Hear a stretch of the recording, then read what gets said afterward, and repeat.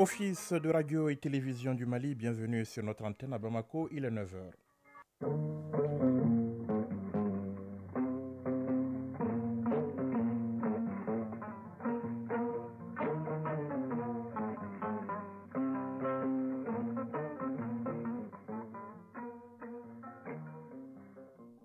Le journal Yaya Konaté.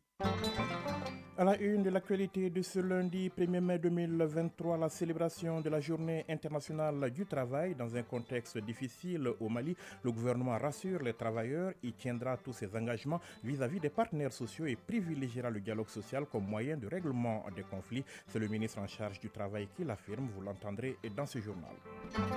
Coup de projecteur à l'occasion du 1er mai sur des femmes laborieuses. Elles ont décidé de gagner leur vie à la sueur de leur front. Vendeuses de fruits, elles subviennent ainsi à leurs besoins et à ceux de leur famille. Le grand format du lundi met en exergue leur mérite, celui de croire aux vertus du travail pour assurer leur indépendance, à suivre dans ce journal. Hors de nos frontières, le Soudan, un émissaire du secrétaire général des Nations Unies attendu à Khartoum, où la trêve, bien que fragile, a été reconduite hier. La situation est qualifiée de sans précédent. Le dernier bilan des combats fait état de plus de 500 morts et de 4500 blessés. Dans l'actualité également, Abu Hussein al-Kourachi neutralisé. Il s'agit du chef présumé de Daesh, l'État islamique. Il a été tué lors d'une opération menée par les services secrets turcs. C'est le chef de l'État turc, Recep Tayyip Erdogan, qui l'a annoncé hier lors d'une interview aux télévisions. Et puis, les sports football, la CAN des moins de 17 ans en Algérie. Le Mali entre en scène cet après-midi. Ce sera contre le Burkina Faso. Rendez-vous à 19h TU ici au Mali. Des rendez-vous annulés hier pour le compte de la 16e journée du championnat national. Des confrontations qui n'ont pas eu lieu, faute d'arbitre. Des hommes en noir qui ont sans doute marre d'être tabassés ou pris pour cible par des supporters. Mesdames, Messieurs, bonjour et bonne fête du travail. Oui, nous sommes le 1er mai, c'est la journée internationale du travail, une commémoration dans un contexte difficile dans notre pays. Et à cette occasion, le gouvernement du Mali rassure les travailleurs. Il tiendra tous ses engagements vis-à-vis des partenaires sociaux et privilégiera le dialogue social comme moyen de règlement des conflits. C'est le ministre en charge du travail qui l'affirme. Construire les conditions d'une nouvelle trêve sociale, telle est la démarche souhaitée. Diawara Awapol Diallo était l'invité du 20h de ORTM1. Je vous propose de suivre un extrait de cet entretien. Elle est au micro de Ibrahim Traoré. Au vu de la situation, la commémoration de cette journée du 1er mai est placée sous le signe effectivement de la paix et de la cohésion sociale. Comme je l'ai dit, en cette période qui est très difficile, de jeter un regard sur les acquis qui ont été déjà accomplis et ensuite, surtout en matière de droit de travail, mais aussi et surtout d'explorer les perspectives pour l'avenir.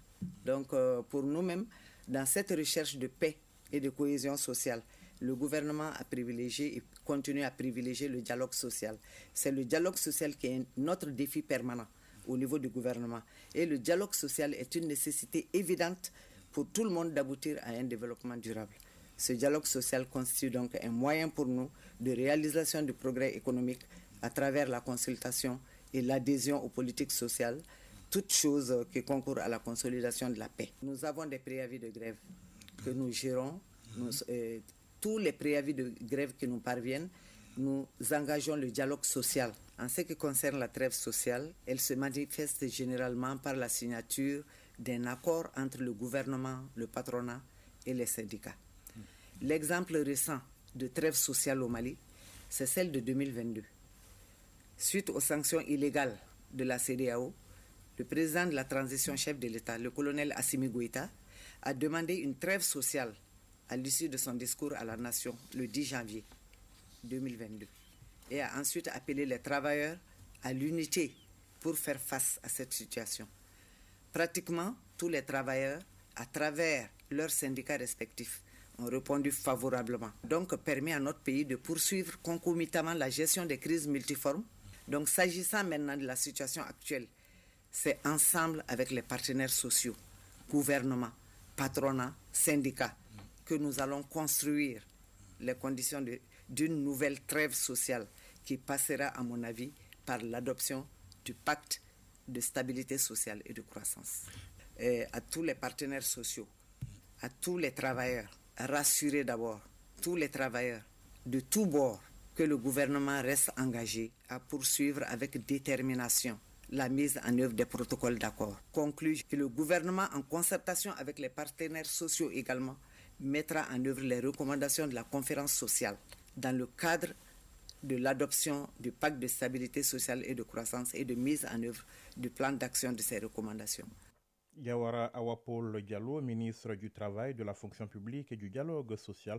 Nous reviendrons sur cette commémoration de la fête du travail dans le grand format du lundi avec le portrait de femmes laborieuses, elles qui ont choisi de gagner leur vie à la sueur de leur front, nous dira Bourama Traoré. Et puis à l'occasion de ce 1er mai, ce communiqué de la présidence de la République, ce 1er mai 2023, les travailleuses et travailleurs du Mali célèbrent avec l'ensemble de la communauté internationale la fête du travail, les idéaux de paix, de progrès, de stabilité, de cohésion sociale et de développement durable sont plus que jamais portés par le peuple résilient du Mali. À l'occasion de cette fête anniversaire du 1er mai, le président de la transition, chef de l'État, son Excellence colonel Assimi Goïta, adresse à toutes les travailleuses et à tous les travailleurs de notre pays ses vœux de bonheur, de prospérité et de succès dans un Mali pacifié et réconcilié. Bonne fête du 1er mai. Dieu bénisse le Mali. Koulouba le 30 avril 2023. 9h06 à Sikasso, la capitale du Kénédougou, qui vient de célébrer la journée nationale de la pomme de terre. La région constitue le principal bassin de production de cette denrée alimentaire très prisée. Pendant 2 jours, plus de 2500 acteurs, producteurs et partenaires du Mali et des pays voisins ont pris part aux activités de Sikasso. La correspondance de Mustapha Doumbia. La remise des attestations de reconnaissance aux partenaires de l'interprofession pomme de terre est l'un des temps forts de la clôture des activités de cette journée nationale de la pomme de terre tenue les 28 et 29 avril 2023 à Sikasso. Une journée placée sous les thèmes enjeux et défis liés à la stratégie nationale pour le développement de la filière pomme de terre au Mali. Abdul Karim Sanogo, président de l'interprofession pomme de terre du Mali. Ce cadre d'échange a regroupé plus de 2500 participants de diverses qualités. Les recommandations formulées à l'issue de ces journées ont porté sur des points essentiels. La prise en charge par le ministère du Développement rural des activités de production et de multiplication de semences de pommes de terre et de l'initiative Dunkafa en 2023-2024. Les 2 jours sont marqués par des galeries marchandes, des conférences thématiques, une conférence de presse et des animations musicales. Le cadre est des mieux indiqués pour présenter au public les produits issus de la transformation de la pomme de terre. Traoré Urokiatou Koulibaly, transformatrice. Cette participation nous a permis de faire connaître à la population les produits que nous pouvons faire avec la pomme de terre. Nous avons transformé la pomme de terre en 11 produits. Il y avait les chips, il y avait les purées de pommes de terre, les boulettes de pommes de terre, les gâteaux, les soufflés, et les galettes, ainsi que les biscuits. Amadou Cheikh Traoré, conseiller technique au ministère du Développement rural. On a élaboré, avec bien sûr l'interprofession, une stratégie de développement qui va jusqu'à l'horizon 2026. Et le montant global prévu pour les activités dans le plan d'action sont évalués à 46 milliards. Il va falloir organiser une table ronde pour partager ce plan d'action, pour mobiliser beaucoup plus de partenaires. Ça, c'est le rôle de l'État autour de la mise en œuvre du plan d'action de la stratégie.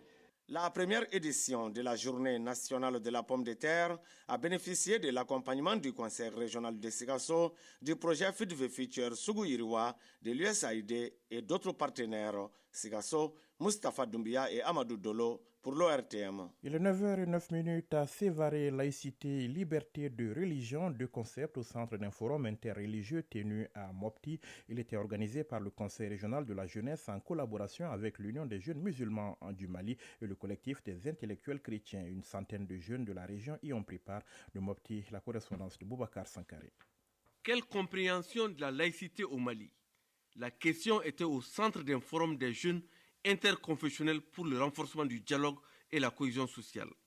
Cheikh Nyang, panéliste. Il faut faire beaucoup de débats, beaucoup de sensibilisation à travers tous les médias pour que les gens comprennent que l'essentiel, l'aboutissement de la religion, c'est aboutir à Dieu et faciliter la coexistence pacifique des religions.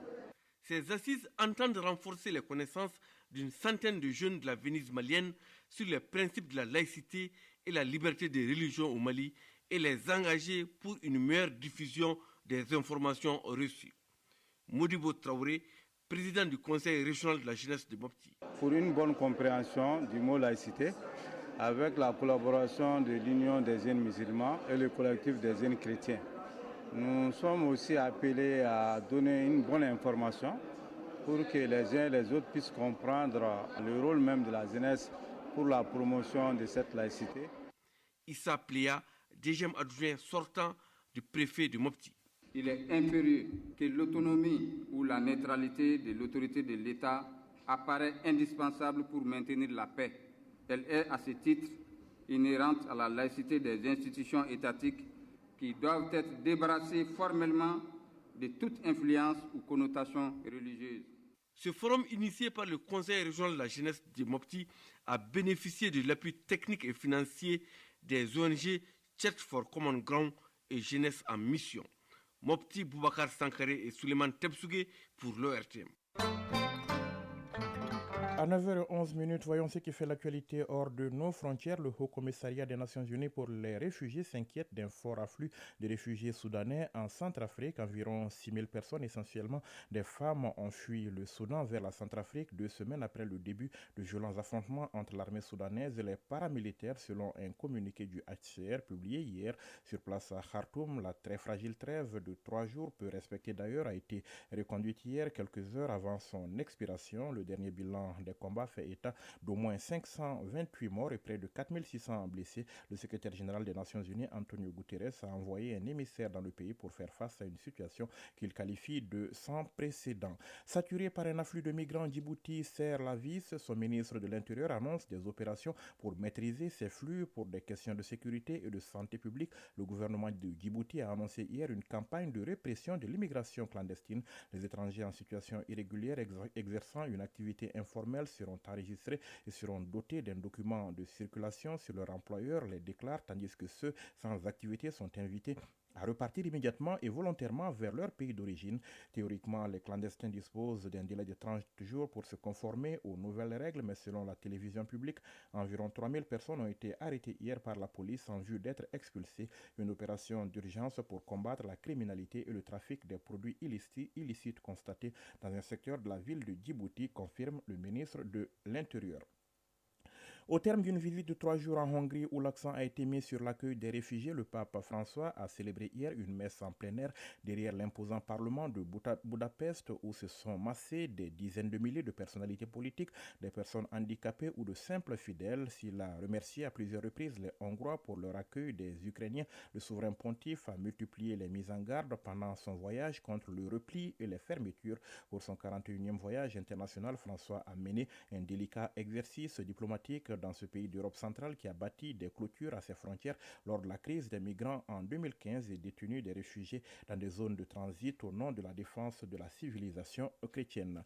Le chef présumé de Daesh, nom de code Abu Hussein al-Qurashi, a été neutralisé lors d'une opération menée hier par le MIT, les services secrets turcs en Syrie. C'est ce qu'a déclaré hier le chef de l'État turc lors d'une interview télévisée. Selon Recep Tayyip Erdogan, les services de renseignement turcs suivaient la trace du dirigeant de l'EI depuis longtemps. L'organisation terroriste avait annoncé la mort de son précédent chef, Abu Hassan al-Hashimi al-Qurashi, le 30 novembre, aussitôt remplacé donc par Abu Hussein al-Qurashi. Il faut dire que la Turquie déploie des troupes dans le nord de la Syrie depuis 2020 et contrôle des zones entières avec des supplétifs syriens.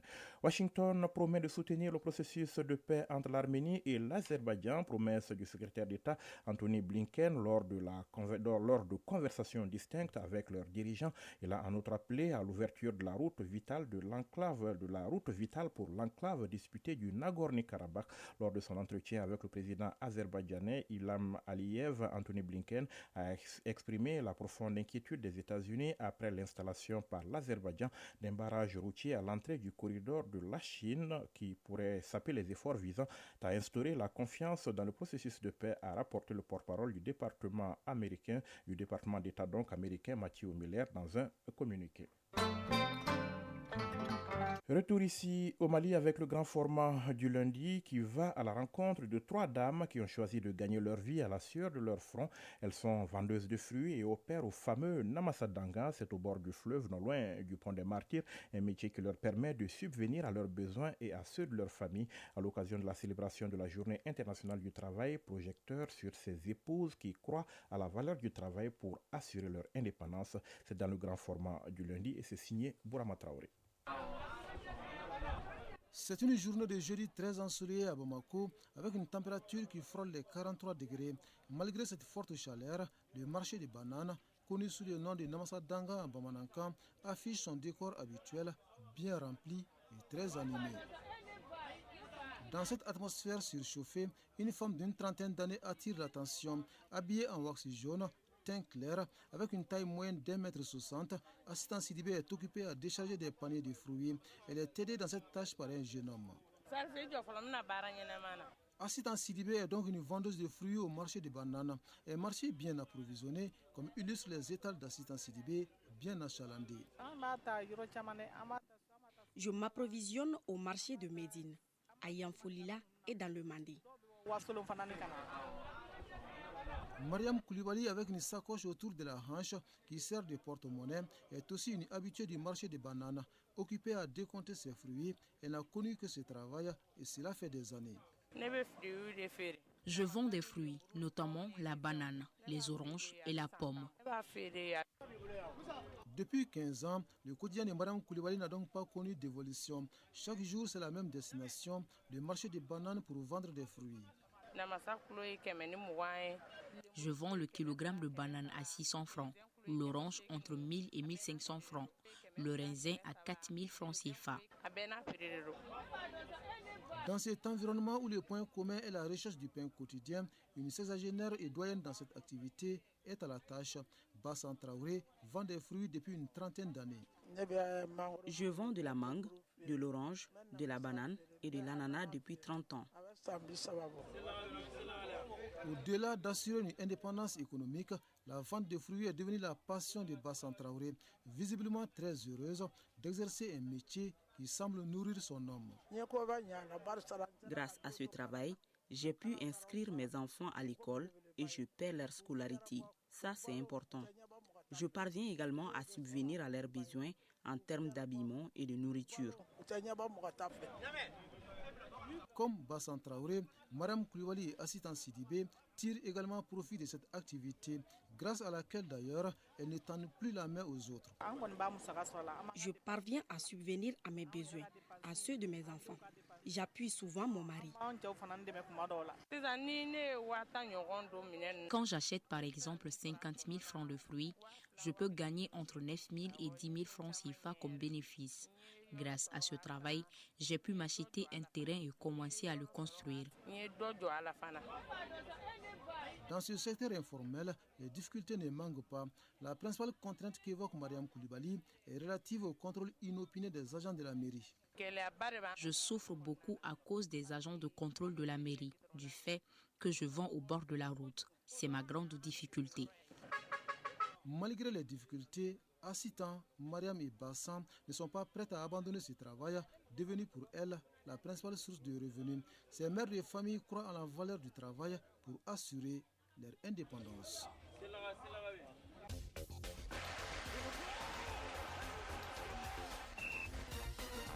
9h19 à Bamako, c'est l'heure des sports. Ce matin, l'actualité des sports marquée par un conseil extraordinaire de relecture des textes de la Fédération malienne de volleyball.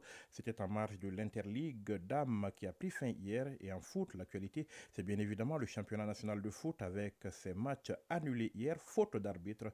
Mais ce ne sera sans doute pas le cas à la CAN des moins de 17 ans. Elle se joue, vous le savez, en Algérie. Le Mali fait son entrée en lice ce lundi. Ce sera contre le Burkina Faso et ce sera à partir de 19h. Résumé de l'actualité sportive, Isaac Tchenou.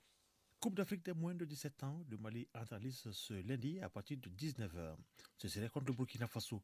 Une bonne entrée en matière pour les Maliens pourra être déterminant pour la suite de la compétition, surtout que le Mali évolue désormais dans une poule de 3, le Soudan du Sud étant disqualifié. Les Aiglonnés du Mali ont été vainqueurs de cette CAN des moins de 17 ans par 2 fois, il faut le rappeler. Hier après-midi, le Sénégal a battu le Congo par 1-0.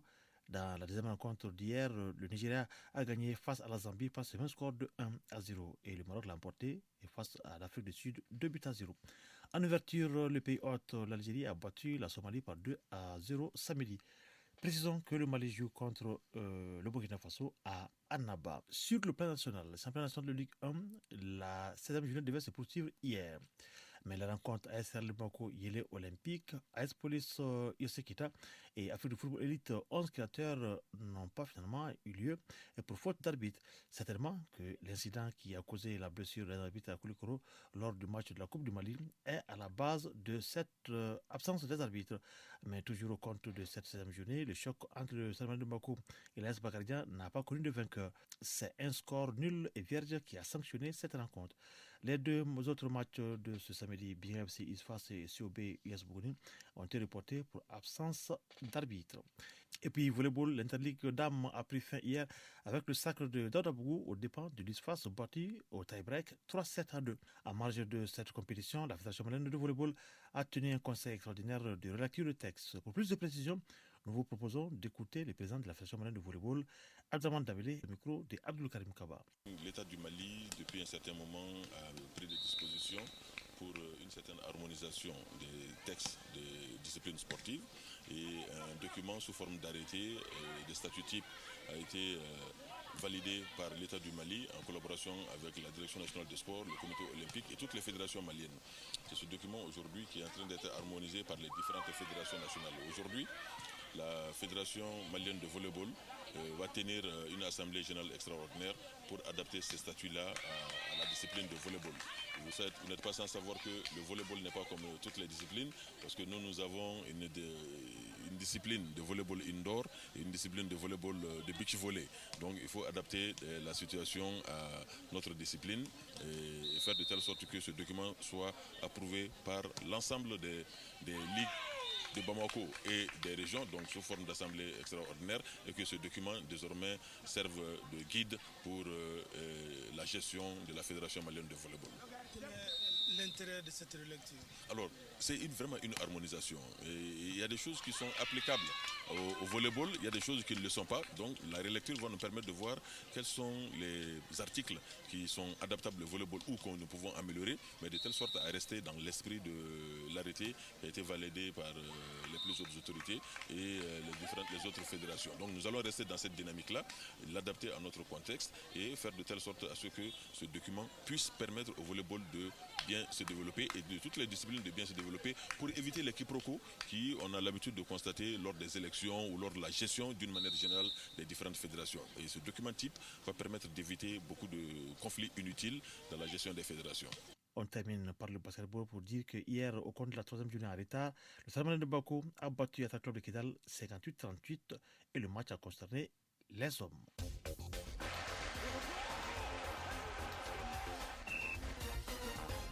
Le rappel du sommaire de cette édition, la célébration de la Journée internationale du travail dans un contexte difficile au Mali. Le gouvernement rassure les travailleurs. Il tiendra tous ses engagements vis-à-vis des partenaires sociaux et privilégiera le dialogue comme moyen de règlement des conflits. Coup de projecteur à l'occasion du 1er mai sur des femmes laborieuses. Elles ont décidé de gagner leur vie à la sueur de leur front. Vendeuses de fruits, elles subviennent ainsi à leurs besoins et à ceux de leur famille. Le grand format du lundi a décidé aujourd'hui de mettre en exergue leur mérite, celui de croire aux vertus du travail pour assurer leur indépendance. Hors de nos frontières, le Soudan, un émissaire du secrétaire général des Nations Unies attendu à Khartoum où la trêve, bien que fragile, a été reconduite. La situation est qualifiée de sans précédent. Le dernier bilan des combats fait état de plus de 500 morts et de 4500 blessés. Dans l'actualité également, Abu Hussein al-Kourachi neutralisé. Il s'agit du chef présumé de Daesh, l'État islamique. Il a été tué lors d'une opération menée par les services secrets turcs. C'est le chef de l'État turc, Recep Tayyip Erdogan, qui l'a annoncé lors d'une interview télévisée. Et puis les sports du football, la CAN des moins de 17 ans en Algérie. Le Mali entre en scène cet après-midi. Ce sera contre le Burkina Faso. Rendez-vous à 19h TU.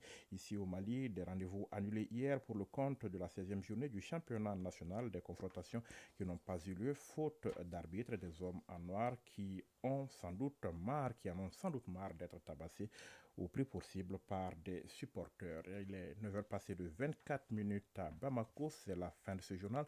Réalisation, coordination, Ousmane Dao. Mise en onde, Bintou Traoré. Mise en ligne, Cheikh Abdoulaziz Koulibaly. Présentation, Yaya Konaté. Bonne fête du 1er mai à toutes et à tous. Prenez soin de vous. Passez une excellente journée. Au revoir.